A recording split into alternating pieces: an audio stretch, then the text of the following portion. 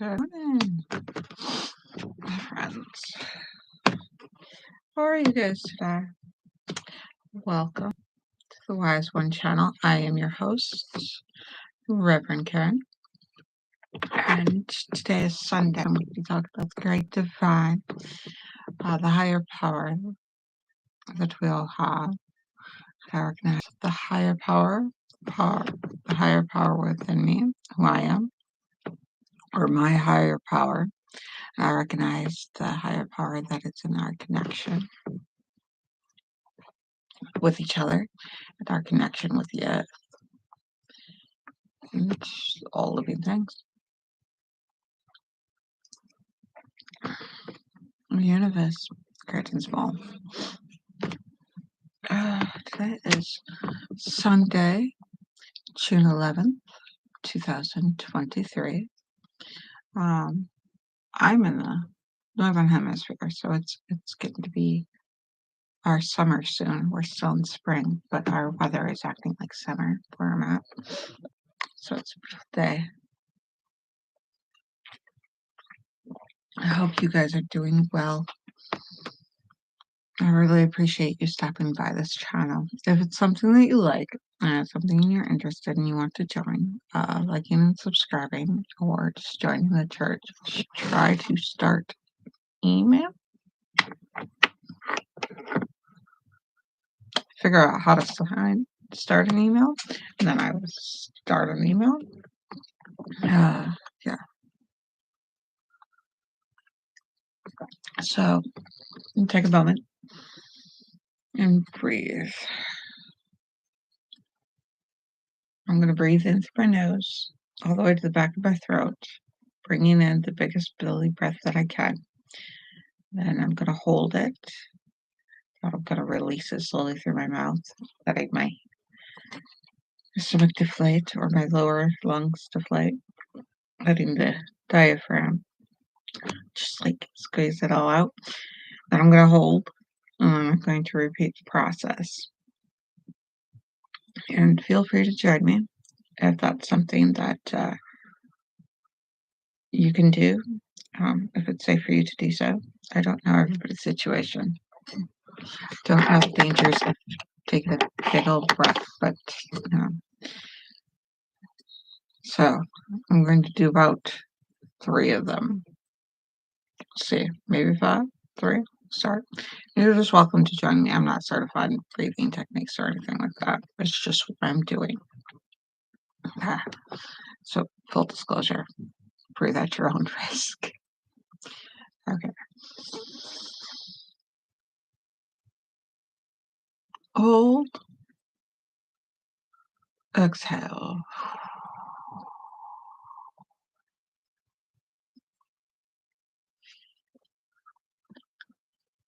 Okay, hold. Okay, breathe in. Hold. Breathe out.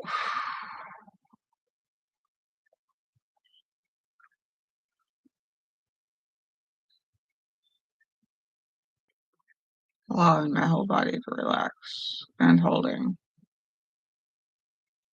Breathe in.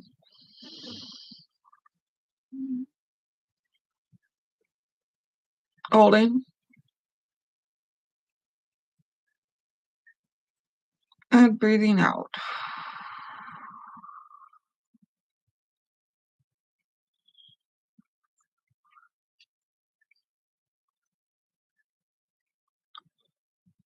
And that's a nice lightheaded feeling. So I got lightheaded. So I let my body relax. I put my feet on the ground. That's what I normally do. And I just breathe. I hope you are all doing well. So they're ready for now. I got them ready for now. So I got just a regular notebook. Nothing special. You can make it special or just ordinary as you want, as long as you can get to the writing. So our wisdom books are like you just break down the blank page. So, time that they used to pass down generational knowledge and things that were important for young people to learn about, because they might come across where they might be in a situation where they had the same thing happen to them and they're like, what are we supposed to do? And the thing is, I'm not saying that a situation will occur, but it's nice to know, like, how did my great great grandma do things? My great great grandpa do things? How did they ever have a problem? You know, how did they do laundry? Why'd they do laundry this way? What came out of, how'd they do their everyday thing? Did they have a big old fight? How did they make up? What kind of, like, why'd they have these rules? Never go to bed angry. These old things. And these are with some of the things that we want to share with the future generation. Like, this really got us through something that we wouldn't have made it, or we would have ended up vastly different in a way that we wouldn't have liked. Like, equality and inclusion are very important right now.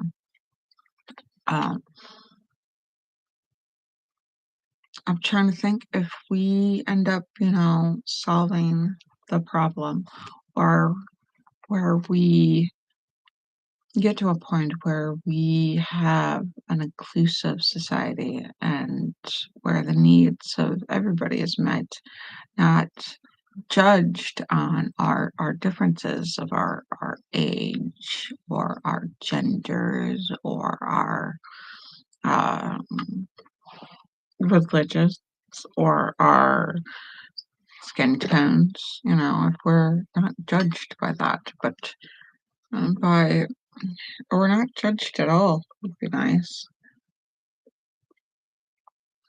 It's where we feel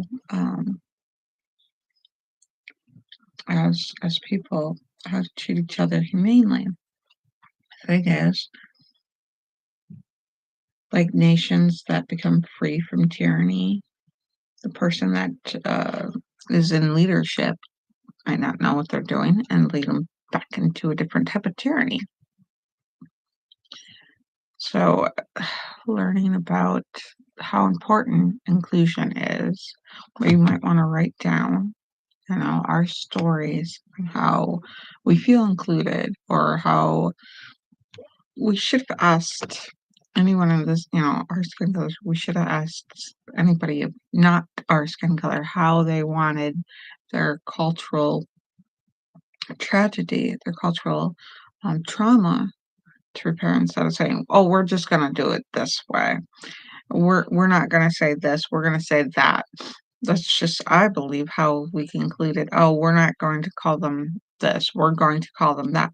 And the fact that we treated our fellow people with us versus them, that's not healthy.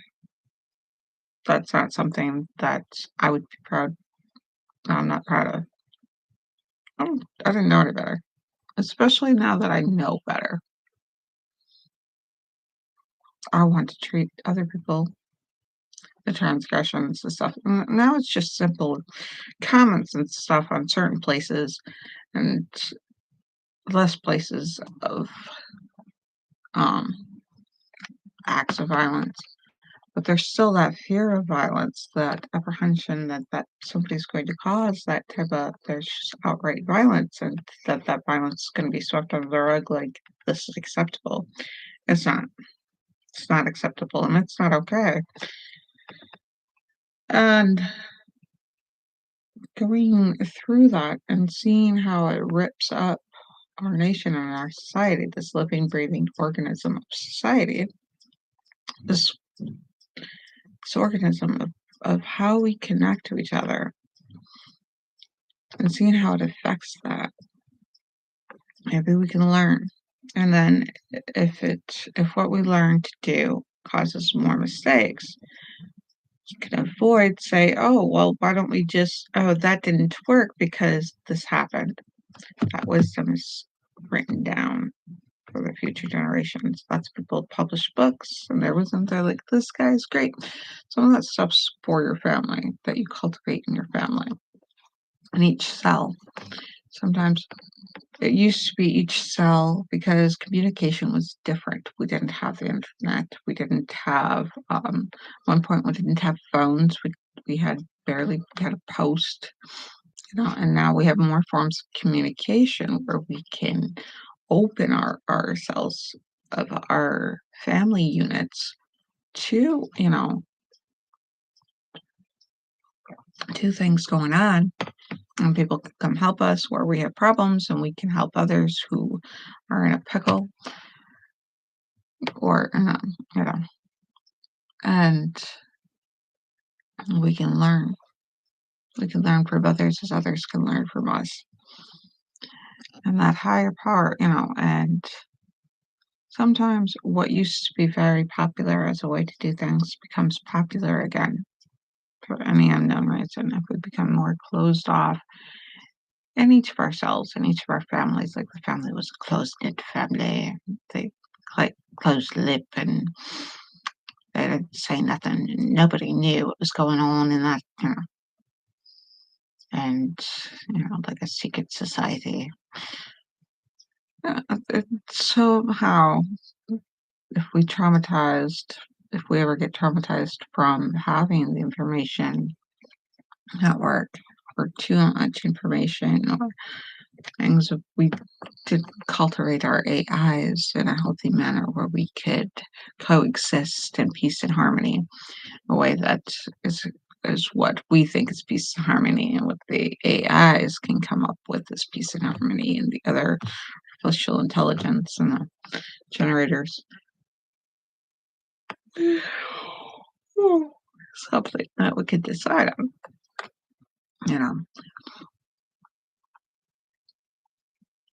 May I go back? Who knows? The fun part about the future is it could go any which way. What likelihood is it to go? That's for a scholar to try to predict. But yeah, so it's what's come from our connection to each other, is we can look at what has happened before between people and what can happen in the future, knowing that and the way time goes. I was trying to think how to tell an outsider about the Great Divide, this moving force, like a parent force, but it has so many aspects of the way things work. And these stories before us, like Greek, Roman, African folk tales, Norse mythology, or just Norse stories. And these things, the way they tell, and like Native Americans, different tribes tell different stories, and the Aborigines, the way they tell stories. And it's fascinating. If you string together not quite literal meaning, but the way you look at them through different filters and different lenses of understanding. And it gets to be quite an amazing input. I love it. And throughout history and through the future, this higher power that we pray to, that we worship, and that is open to all our ancestors, our spirits, all different parts of the world, that, we have so many senses. And if we look at it, we have a limited view of the world. Like, we don't see things in infrared without help. So there's so much more to the world to see than what we see with our eyes or know to see with our usual sense of knowing things. So this great divine, great higher power that we're all drawn to, we call different things in different places and different faces and different stories and aspects.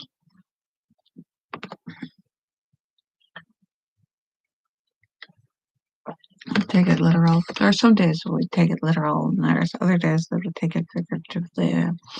I have to wonder, the great divine, how time works versus how time works for us. So if you go to the microscopic world and you put a microscope in, there's a word for this. And never think of it while I'm in here, but take it off and ask, oh yeah. I can look it up, but there's a world where physics moves differently, sense of time moves differently. It's in this world. It doesn't exist less just because you believe in a higher power. If anything, it's more complete about understanding our higher power of what already exists. It exists whether we believe it or not. It still exists. We can't deny it out of existence. It's there for us as we go through a spectrum of feelings and whole understanding, spiritual journey. It's still there. And whether it's a similar journey for ourselves as it is somebody else, understanding and getting to a part where we're enlightened. And hopefully, my end goal is ascension. And who's to say that we can't all ascend? I would like ascension to be a norm rather than death. That would be nice. So moving towards our higher power, our internalized higher power, and the higher power that is external. So sometimes we can gauge how we're doing by what we know and can measure. Oh, this is doing great because we colored, say, inside the lines, and that was our goal. And we're doing great coloring inside the lines. Look at the progression of going inside the lines versus coloring outside the lines as we were growing up. It's just until somebody presented, hey, let's color inside the lines as a goal. Somebody presented that. We colored however we desired. Maybe some intuitively did it. Maybe some, who cares? Crayons, color, it's color all over the page. It got our bodies moving. It fired our little neurons, got the dopamines and the endorphins of all sorts just a brewing and a going and a going. And it let out the emotional, just, the emotions that you had. It was a release. It was creativity.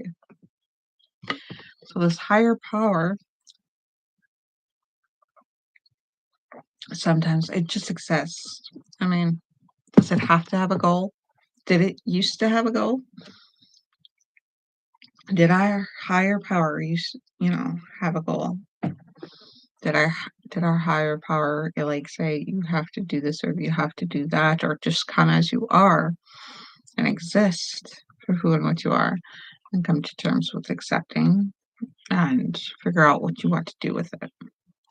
You don't necessarily have to have a goal, but spiritually enlightening so that you can interact with other people so that you can find peace, if not nirvana, if not, these things that a lot of people search for. Nirvana, search for me, it would be ascension. I mean, one with the universe and all things. And so that I don't have to, the physical part is it's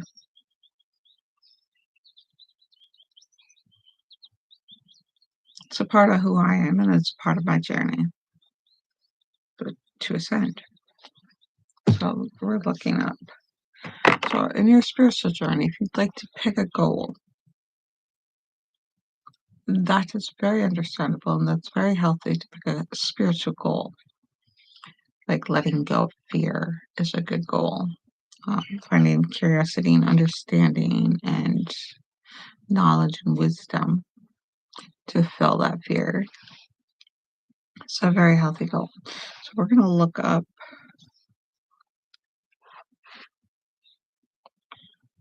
word. I don't even know how to ask. Small.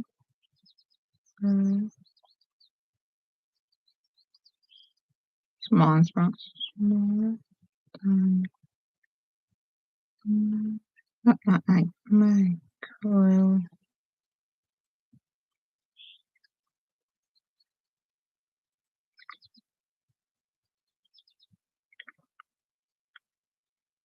Microscopic. Socializing in microscopic. Whoops. Is submicroscopic. Submicroscopic describes objects that are too small to be seen.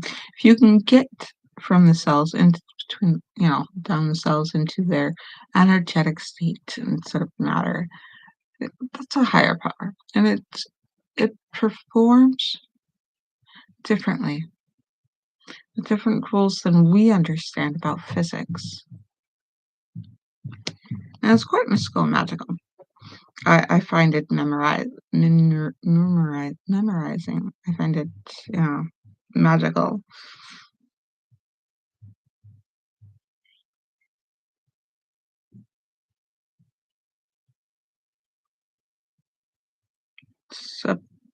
Submicroscopic describes objects that are too small to be seen with ordinary light on a microscope. Hi, I am in the middle of recording or streaming live. Did you want to be on here? Okay. Can I do a video too? This one is a special one with a sermon. It's religious. So this is where I'm doing my job. So this is all about talking about the great divine and spirituality. So you want to do a YouTube video after? Is that what you're saying? Oh yeah, after we can do that. You're done with your YouTube video. Sounds like a plan. I'd love to see it. Hey, Dad. Go ahead. Head out with Dad. Sorry. So, if you want to figure out your spiritual goal, it's a great starter. It's great moving. Sometimes you don't have to have a goal, but it doesn't feel like you move very far or progress. It could be different. So, a different journey for everyone. Everyone has a different journey. So, spiritual goals.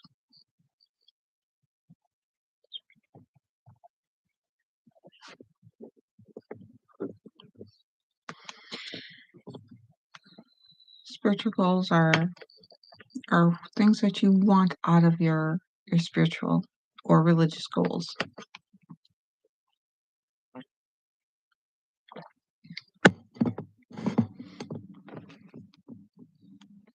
Like having a closer relationship with the great divine. That's a good goal.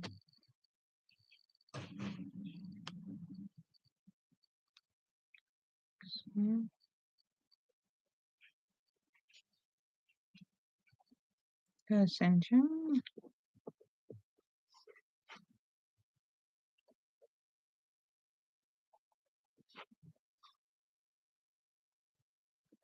Having a better relationship.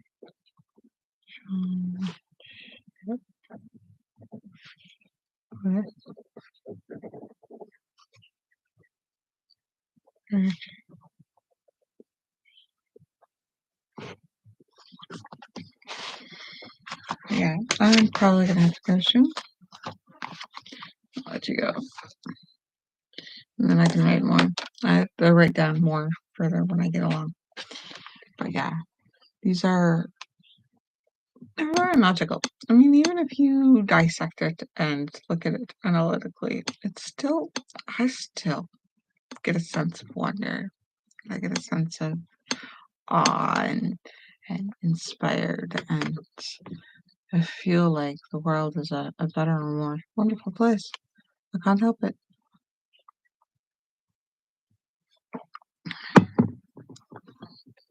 That is good tea. It's just regular black tea with cream and sugar. Oh, let's be sugar. But there are things that are beyond our understanding sometimes. And when it comes to faith, it's not about not looking at those things that we don't understand, but knowing that understanding comes later, and that we'll get understanding later, that we won't stop searching, but understanding it just right now, it can wait. And the more that we understand, the more that we can build our relationship with Great Divine, and the more that we can build our relationship within ourselves. Because we have divinity. Each of us have divinity. And because we're living, breathing beings, and it doesn't matter what you look like on the outside, no matter what your skin is, or what your size is, or what shape you're in. There's this divinity inside that has thoughts and feelings, and is incredibly powerful if we ever choose to be that powerful. If we ever choose to learn to be that powerful. Yeah. Don't lose faith in yourself. Don't lose faith in higher power without considering that there just might be a higher power, or you just might be that divine, that wonderful, that confident, that endearing, that just wonderful you for being you. Life, people just being who they are enough. And what they want out of it is, that desire. Let them have their desire to a point, point that nobody else, is harmed, or nobody else can be stopped from getting what they want, I guess. So, and every time I think of that, I have this fear that there are predators in this world who want to hurt each other. So that would be a fear that I would address. Is why do I think if I tell anybody to do whatever you want, grab what you want from the lottery if you want, that somebody would come and bring harm? Why would I think that fear? That would be something that I need to address. That would be something that I need to search for. And it's like, why do I feel like that's giving permission to predators? Why do I feel like that's giving permission to tyrannical leaders? Well, why does my mind jump there out of fear? Why doesn't it? So first, when I'm about to present the information, saying that you follow your dreams, follow your desires, do what you want, it is those who have wonderful, enduring, and healthy, and symbiotic relationships with everybody else in mankind that want to, you feel that desire, and it fills your life with such happiness, such nirvana, such ascension, to ascend to. So if I want to ascend, that would be something I would have to address.